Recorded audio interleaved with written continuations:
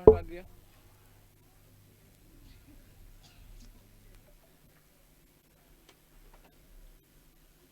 बस ठीक बा।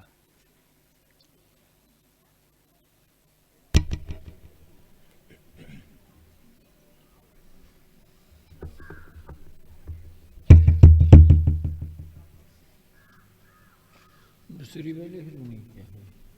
नहीं, दूसरी वाली क्या है? वो क्यों नहीं बजा रहे हैं? बना बजने हमारी हारमोनी आप क्यों बजा रहे हैं? साफ गलत है। उसके लिए अरे आप जानते हैं, उसे बनवा दीजिए ना थोड़ा ना। पत्ती खराब हो अरे तो बनवा लीजिए, बदलापुर जाके थोड़ा। आप जानते हैं तो बनवा दीजिए ना। अरे बदलापुर में बनती है, आप जानते हैं। हाँ तो उसे बता दीजिए जाके बनवा लो। ये ठीक किया आपने इसको इसको इसको आगे से जो पत्ती वत्ती कर रही थी वो तेल क्या कह रहे थे? लग रही है। तिलवा ना दिया हम ना।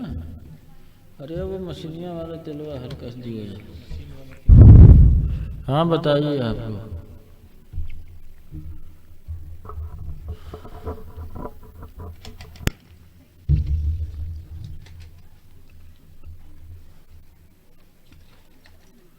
वो का जब खराबी हो लीजिए बनवा ना।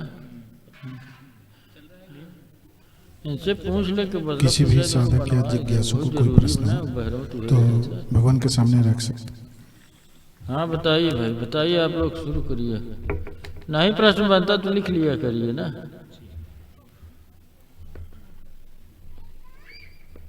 अगर नहीं बता पाते तो लिख लिया करिए खूब बढ़िया से।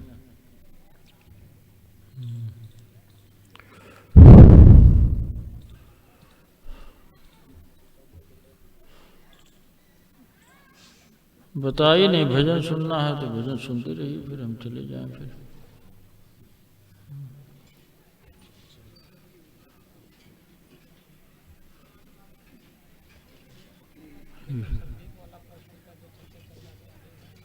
हाँ ये बंटी नहीं आएगा जाने। हाँ संदीप बताइए।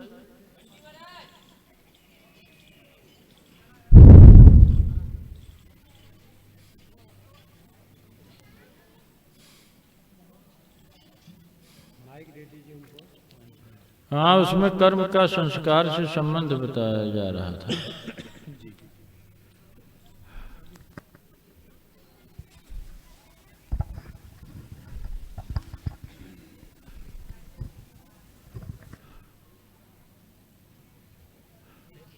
तो संदीप ऐसे बता रहे थे जैसे मनुष्य योनि जो है भोग योनि है। कुछ सोच पाए? सोच पाए कुछ? आप बोलिए। जैसे अगर ये आदमी कह दे कि जो है सोई है, फिर आगे कुछ गति नहीं है, साधन तो बनता ही नहीं। फिर अगर वो त्यागी अगर संस्कार के आधार पे ही भाव चलेगा तो कर्म की स्वतंत्रता ही नहीं सिद्ध हो गई, परिवर्तन नहीं होगा। फिर तो कर्म सिद्ध कहाँ हो रहा है?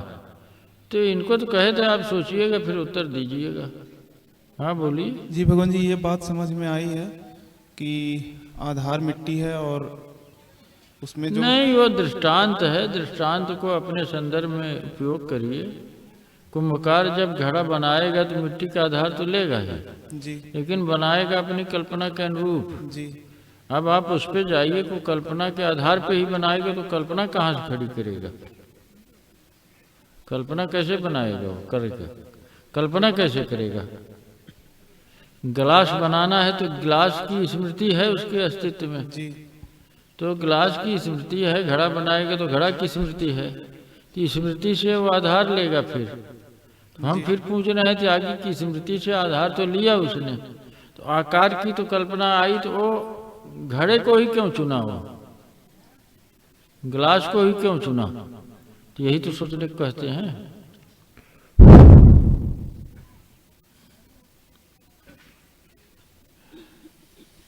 थोड़ा बताइए ना, कहीं चेतना दर्शाइए आप।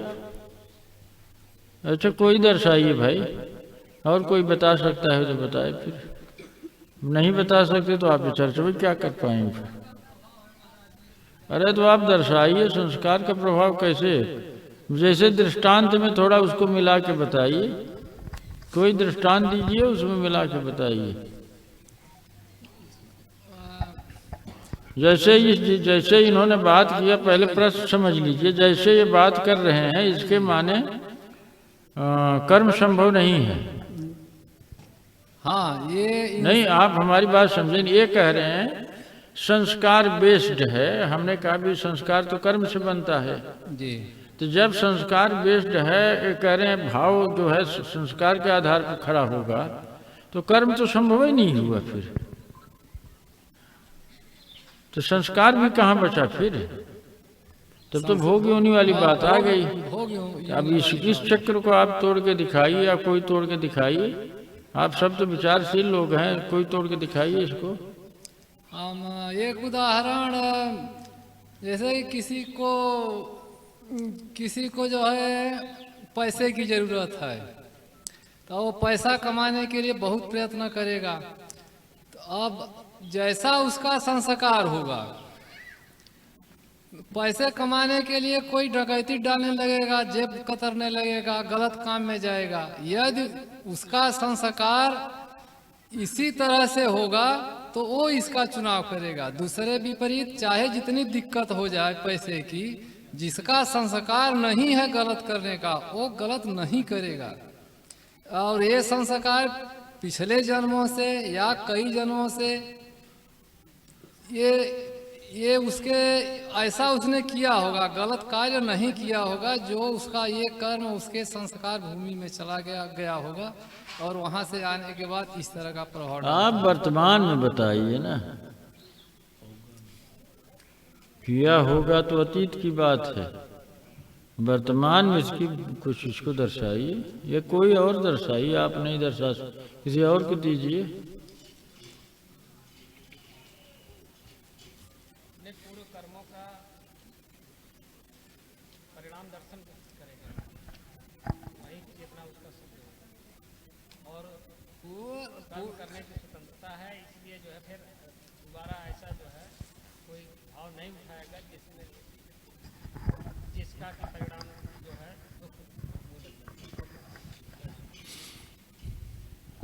भाव का आधार संस्कार है, लेकिन संस्कार के अनुरूप भाव आएगा, वहीं तो देखना होगा कि ये कौन कर्म करने लायक है, मतलब किस भाव को उठाने लायक है, किस भाव को लेने लायक है, क्या भाव करने लायक है, यही तो विचार करना होगा, यही तो कर्म होगा, तब संस्कार पकड़ में आएगा। और नहीं तो संस्कार के आधार पर तो चोरी का भाव है तो चोरी को क्रिया रूप में वो परिणत करेगा, लेकिन संस्कार वशात अगर उस तरह के भाव आते हैं तो वहीं तो सतर्क होने की आवश्यकता है, समझने की। आप धीरे से गलत बात कह के चुप हो गए। संस्कार का आधार पर भाव आते हैं, भाव का आधार तो संस्कार ही ना है। आते हैं क्यों कहा आपने? संस्कार के आधार पर भाव लेते हैं। लेकिन संस्कार का आधार भी तो कर्म है, बिना कर्म किए हुए संस्कार होने भी नहीं जाएंगे।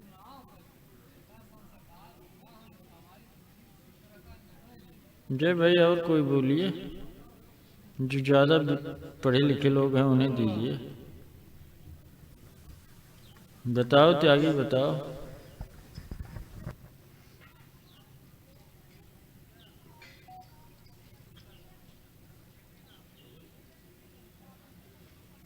भगवंत संस्कार यदि भाव का आधार हो तो और कर्म की स्वतंत्रता को हम नकार दें तो ये तो क्रिया रूप हो जाता है पूरी तरीके से। तो कर्म की स्वतंत्रता को तो नकारा ही नहीं जा सकता है। तो भाव का आधार तो मतलब कर्म का आधार तो भाव ही रहेगा, और भाव का आधार जो संस्कार है तो वो ये है कि कर्म की स्वतंत्रता है तो हम भाव कैसा ही लेने के लिए स्वतंत्र हैं उसमें, भले ही संस्कार हमें बाधित करता है कि एक तरीके के भाव के लिए, लेकिन कर्म की स्वतंत्रता है तो हम भाव लेने के लिए स्वतंत्र हैं।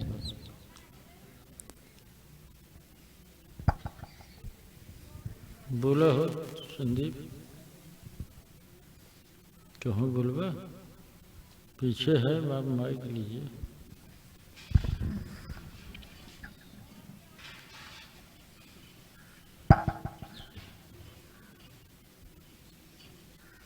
परिणाम दर्शन में जो है संस्कार की बाधा नहीं है। Disconnected. जी परिणाम दर्शन में संस्कार की कोई बाधा नहीं है। तो परिणाम दर्शन में ही तो चेतन सिद्ध हो रहा है। प्रवृत्ति और वृत्ति, प्रवृत्ति और वृत्ति, दुख मूलक प्रवृत्ति और चित्त की वृत्ति, वृत्ति एक शब्द है, एक प्रवृत्ति है। परिणाम दर्शन में स्वतंत्र है चेतना। अस्तित्व में संस्कार बहुत ढंग के हैं, अनंत संस्कारों की भूमिकाएं हैं। संस्कार कोई मिटते नहीं हैं। जब से जीव का अस्तित्व है, माने अनादिकालीन प्रवाह में है, तो संस्कारों की कोई सीमा नहीं है, अनादिकालीन संस्कार। अब वर्गीकरण करने पे आता है कि अनंत में वर्गीकरण दो हो जाएगा, दुख मूलक संस्कार, निमित्त मूलक संस्कार। जी तो अब जिस संस्कार का जो भोग काल है, ये भी जटिल विषय है ना। जिस संस्कार का जो भोग काल है सो तो चलेगा ही, लेकिन कर्म की स्वतंत्रता में बाधा नहीं है। कर्म की स्वतंत्रता में बाधा कहीं उत्पन्न होती दिखाई नहीं पड़ रही है। भगवान जी, जैसे इन्होंने कहा कि भाई माता पिता से शरीर प्राप्त हुआ, काम से शरीर बना हुआ है, ये जेनेटिक मैटर है। ये जरूरी नहीं है कि ये संस्कार का मैटर हो। अगर माता पिता से शरीर मिला है तो शरीर का एक एक अणु काम से बना हुआ है, ये तो जेनेटिक मैटर हुआ, ये संस्कार से इसका क्या संबंध है? जी हाँ, तो ये तो स्पष्ट करना पड़ेगा ना कि ये जेनेटिक मैटर को आप संस्कार में क्यों ले जा रहे हैं? बताओ भाई बंटी।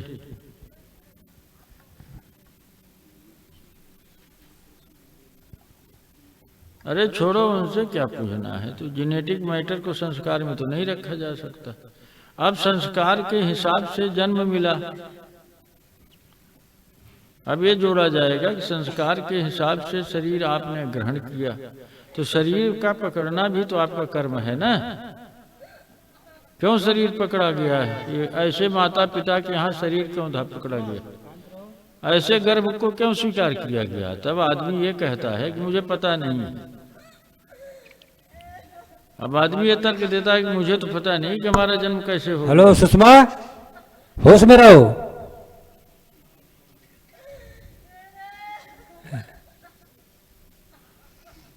बाधा मत छोड़ो, इन्हें हटा देना पड़ेगा यहाँ से। त्रिभुवन संभालिए इनको। त्रिभुवन क्या संभाले? इन्हें होश में कह दीजिए बाहर जाए यहाँ से, बस और कुछ नहीं। सब उन्मादी वृत्ति लेके बैठे हैं। तो क्या कह रहे थे? माता पिता से जेनेटिक संस्कार से कोई मतलब